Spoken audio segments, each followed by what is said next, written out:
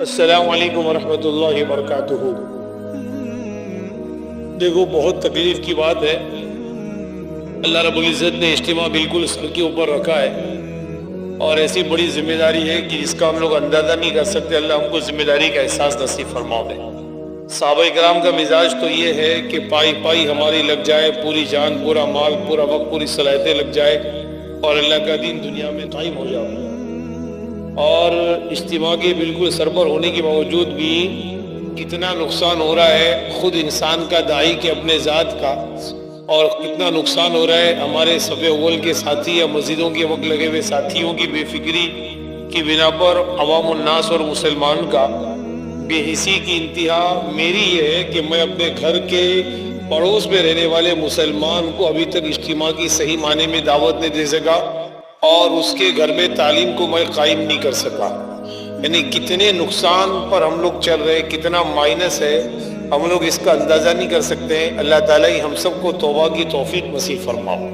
کل حیات الصحابہ مرکز میں ایک عالم پڑھ رہے تھے، اس میں انہوں نے یہ بات فرمائی تھی کہ اللہ کے نبی علیہ السلام نے فرمایا کہ جب جہالت کا نشہ اور دنیا کی محبت کا نشہ طبیعتوں پر غالب آ جائے گا تو تم امر بالمعروف والمنکر کو اور دین کے قائم کرنے کے لیے جان و مال کی قربانی کو تم چھوڑ دو گے۔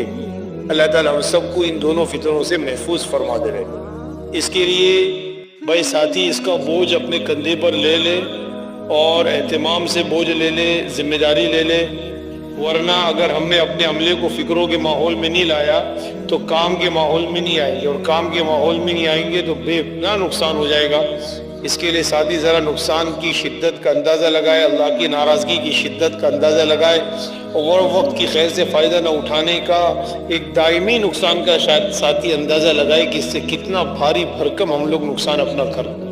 اور اجتماع کا وقت ہے جو صدیوں کی خیر کو جمع کرنے کا، پرانی غلطیوں کی تلافی کا، اس کو بھی شیطان غفلت میں ڈال کر چوک رہا ہے۔ اس کے لیے ساتھی استغفار کرے، ہوش کے ناخن لے، عقل مندی سے کام کرے، اپنے آپ سے نہ کھیلے، اپنی آخرت سے نہ کھیلے۔ اللہ کے عذاب سے ڈرنا چاہیے، اور اللہ کسی عذاب و فتنے میں مبتلا کر دے اس سے گھبرانا چاہیے، اور ہر ساتھی کو اپنی آخرت کے بچانے کی اور اس اجتماع کی خیر سے استفادے کی نیت کرنی چاہیے۔ دیکھو، میں بہت ڈر سے یہ وائز بنا رہا ہوں، بہت ہی زیادہ غفلت ہو رہی، چند امور طے ہو رہے ہیں اوپر کے، وہ امور پر تھوڑا سا کام ہو جا رہا ہے، بل صحیح معنی میں ابھی تک کوئی نقل و حرکت اور مسجد خود اپنا صحیح تقاضا لے کر آوے، ایسا کچھ بھی بالکل نہیں ہو رہا ہے۔ اس کے لیے بہت ڈرنا چاہیے، اللہ کی کسی پکڑ سے بہت ڈرنا چاہیے کہ اللہ تعالیٰ کوئی بڑا فیصلہ ہمارے اور ہماری نسلوں کی آخرت کے بارے میں نہ فرما لے۔ مجھے معاف کرنا، میں بہت شدت سے جملے بول رہا ہوں، لیکن ہوتا ایسا ہی ہے جیسا میں بول رہا ہوں نا، قرآن حدیث کے اندر ایسا ہی لکھا ہوا ہے کہ غفلت پر اللہ تعالیٰ کن کن مصائب میں مبتلا کر دیتے ہیں۔ سب سے بڑی مصیبت اللہ دلوں کو ایسا تنگ کر دیتے ہیں کہ انسان کو الٹی سوچتی ہے، سیدھی نہیں سوچتی ہے، اور پھر انسان کو یعنی اپنے بولتے ہیں نا اپنی مرضیات ہی کی انسان کو سوچتی ہے، اور حق کی انسان کو نہیں سوچتی، بڑے بڑے فتنوں میں مبتلا ہوتا ہے۔ ساتھی ابھی تک اپنا بستر نہیں چھوڑے، کاروبار نہیں چھوڑے، اور اجتماع حضرت جی کا کرنا چاہتے ہیں۔ آپ مجھے بتاؤ کتنی سستی کی بات ہے، گھر سے باہر نہیں آئے، اپنے گھر کے بستر نہیں، گھر کا دسترخوان سے ہم لوگ باہر نہیں آئے، کاروبار سے باہر نہیں آئے، اور حضرت جی کی شرکت کا اجتماع ہم لوگ کرنا چاہتے ہیں۔ اللہ ہم کو معاف فرمائے، اللہ ہم کو معاف فرمائے۔ اس کے لیے ساتھی ذرا ہمت سے کام لیں۔ السلام علیکم۔